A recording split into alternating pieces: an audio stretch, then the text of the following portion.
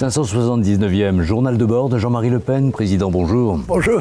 Alors apparemment, les États-Unis sont en face d'une explosion à la fois sociale, civile, sans précédent. Elle est présentée comme telle, en tout cas dans les médias français et dans les médias du monde entier, puisque d'habitude, ces phénomènes d'émeutes urbaines sont localisés sur une ville, sur deux villes. Là, presque tous les États américains sont touchés, y compris la ville de Washington. On a vu que le président Trump, obligé d'obéir aux services de sécurité américains, a été emmené dans la salle de sécurité de la Maison-Blanche alors qu'il y avait une manifestation devant cette Maison-Blanche. Comment vous qualifiez ces événements? Écoutez, c'est assez banal aux États-Unis que ce genre d'émeute raciale. Ça tient d'abord à l'importance de la population noire, à sa concentration dans un certain nombre d'États et de comtés, et aussi à son niveau social qui est inférieur à celui moyen des États-Unis, en quelque sorte. Bon. Donc il y a des possibilités d'aggravation des phénomènes dans cette communauté qui sont plus importants que dans d'autres. Alors cela étant, bien sûr, il y a des manifestations à la suite d'un incident grave dans lequel un manifestant meurt lors de son arrestation. C'était pas un manifestant, enfin, c'est une interpellation.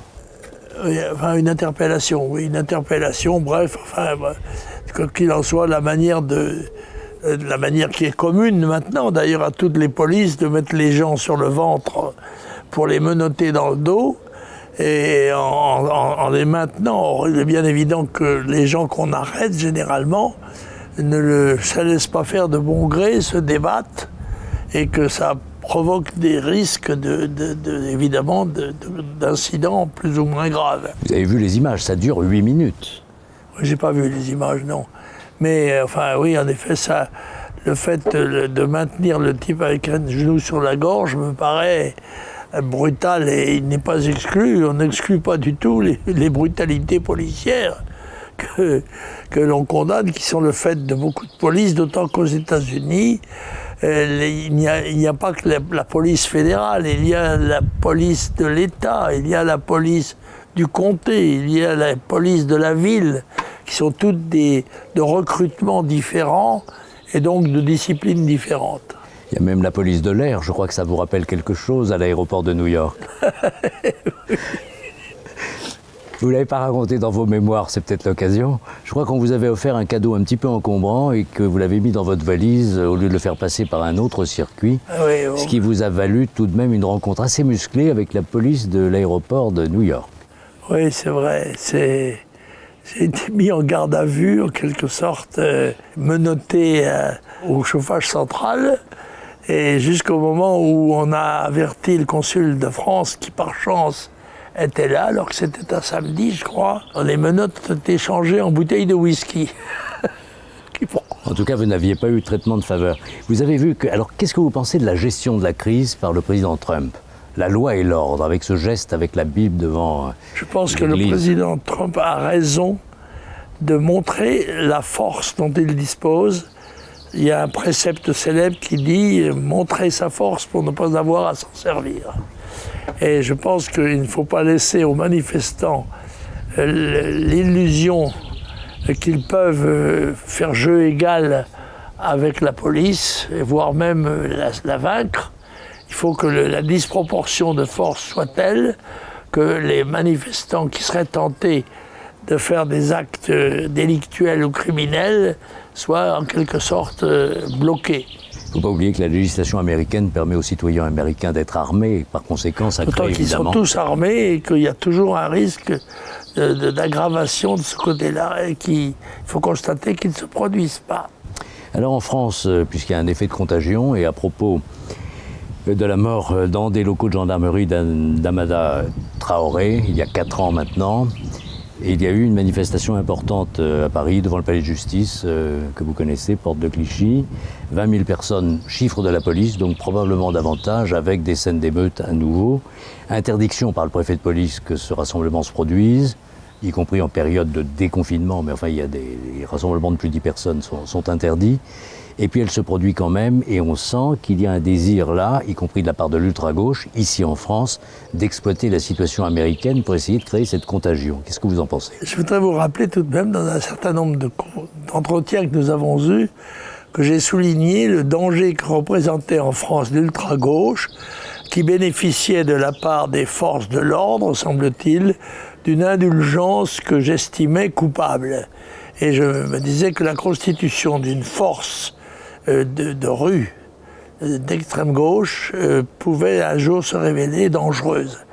En l'occurrence, on le voit d'ailleurs, les manifestants sont cagoulés, sont différenciés des manifestants et procèdent à des opérations qui sont des opérations délictuelles, voire criminelles, quand ce sont des incendies volontaires d'immeubles habités, entre autres. Et il y a quelque chose qui m'étonne dans cette manifestation d'hier, c'est qu'elle ait été convoquée non pas dans la journée, en principe quand on veut manifester c'est pour être vu, et manifester en fin de soirée, en fin d'après-midi. En attendant la tombée de la nuit. En attendant la tombée de la nuit. Et c'est dans la nuit que se produisent généralement les incidents les plus graves, dont les attaques de commerce, de boutiques, etc., les pillages. À ce propos, d'ailleurs, je voudrais apprendre à nos commentateurs à parler français, puisque eux ont inventé un mot qui s'appelle les pilleurs. Il existe un mot, ils ne le savent peut-être pas, mais ils devraient consulter le Larousse, qui s'appelle les pillards. Voilà. Alors, ceci à destination des commentateurs, dont généralement le commentaire est toujours orienté plutôt à gauche, disons la vérité. Alors c'est dans ce climat, et à propos du déconfinement, que le président de la République parle du retour des jours heureux. Ça ne se voit pas trop à la télévision. Vous savez que le ministre de l'économie et des finances annonce une projection de la perte de produit intérieur brut cette année de l'ordre de 11%, qu'il faut rapprocher des 2,3% de la crise financière de 2008, et par conséquent on se trouve dans une situation inédite depuis 1945, et ça n'est qu'une évaluation, on ne sait pas comment ça va se passer.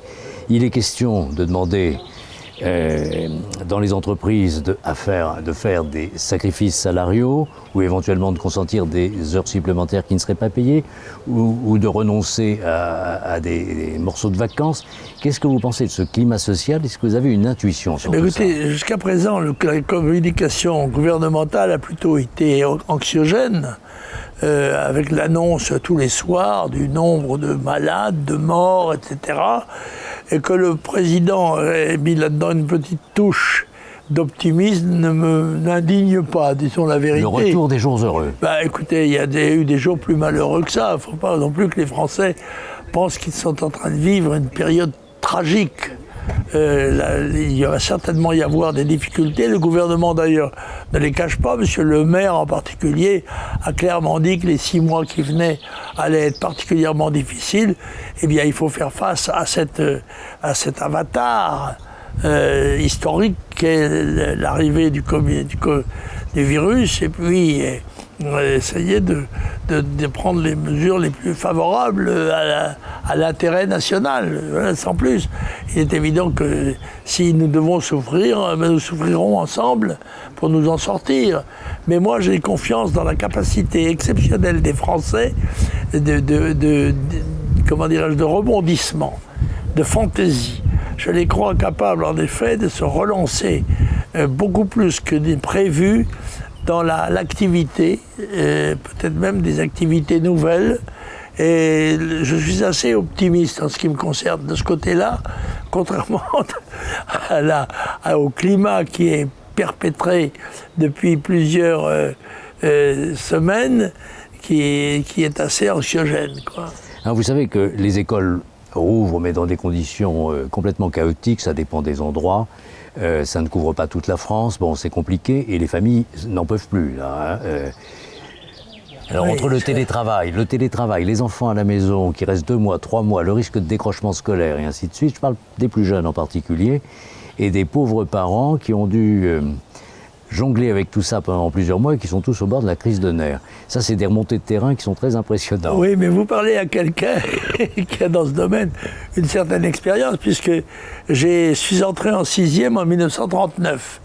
Et pratiquement, je n'ai pas fait une seule année complète dans le courant de la guerre, soit du fait des bombardements, soit du fait de débarquements, sans parler de 1940, bref, ça ne m'épouvante pas que des élèves soient restés 2 mois ou 3 mois sans enseignement. Ils se rattraperont après tout.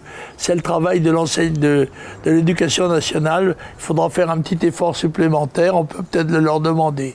Surtout que dans votre cas, quand vous avez eu des problèmes avec vos enfants, ils avaient tous dépassé 40 ans, c'est pas exactement la même situation. Oui, bien sûr, oui, mais... On peut dire ça. Nous avons vécu des événements plus dramatiques que ça. Je rappelle que j'ai été orphelin de guerre à l'âge de 14 ans. Par conséquent, encore une fois, j'ai une expérience de la vie qui me permet de regarder avec une certaine distance ces petits événements actuels. Allez-vous installer l'application Stop Covid dans votre téléphone? Sûrement pas. Je considère que le rôle grandissant de l'administration dans notre vie quotidienne est suffisamment important pour ne pas y participer, pour ne pas l'aider. Donc je pense aussi que l'évolution de la maladie ne nécessite plus de mesures exceptionnelles et par conséquent je pense qu'il faut dans ce domaine-là se contenter des moyens que nous avons et je pense que, j'espère, je ne peux rien promettre, n'étant pas médecin, n'étant pas non plus commentateur de la radio ni de la télévision, mon opinion a probablement une importance moindre. Alors, il est question d'un front souverainiste, Zemmour-Onfray. Éric Zemmour, Michel Onfray, qui ont débattu ensemble à la télévision et qui ont montré beaucoup de convergences. Et ce front pourrait se substituer à Mélenchon-Le Pen, c'est-à-dire la naissance d'une espèce de candidature, en tout cas d'un projet qui serait de nature à faire baisser les 2 morceaux de la politique française, celui de la droite nationale d'un côté, celui de la gauche radicale de l'autre. Alors, Onfray-Zemmour contre Le Pen-Mélenchon. Qu'est-ce que vous en pensez ? Je signale que les élections proches, c'est aux États-Unis, en novembre. Oui. Alors que les élections présidentielles françaises sont en 2022, si je ne me trompe. Bon, par conséquent, d'ici là, il passera de l'eau sous les ponts et d'autres événements seront intervenus qui changeront les donnes. Par conséquent, s'il y a des fronts qui se constituent, je souhaite que ce soit des fronts nationaux. À l'exclusion des autres. Mais en effet, je salue le sens en espérant que ça ne lui rapportera pas tort, le courage et la compétence d'ailleurs d'Éric Zemmour. Quelques lectures ?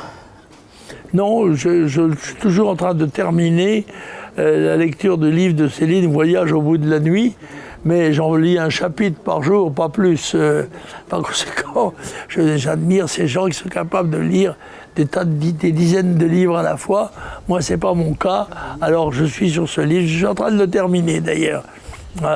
Ce n'est pas très roboratif comme lecture. Non, ça ne s'inscrit pas. Ah, bravo, très bien.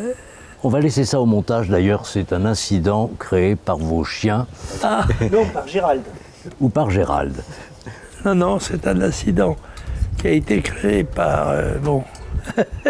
Ça s'appelle... Ça n'est pas grave, c'est l'inconvénient de travailler en extérieur. C'est le prix de la liberté. Merci Jean-Marie Le Pen, à la prochaine fois, à la semaine prochaine.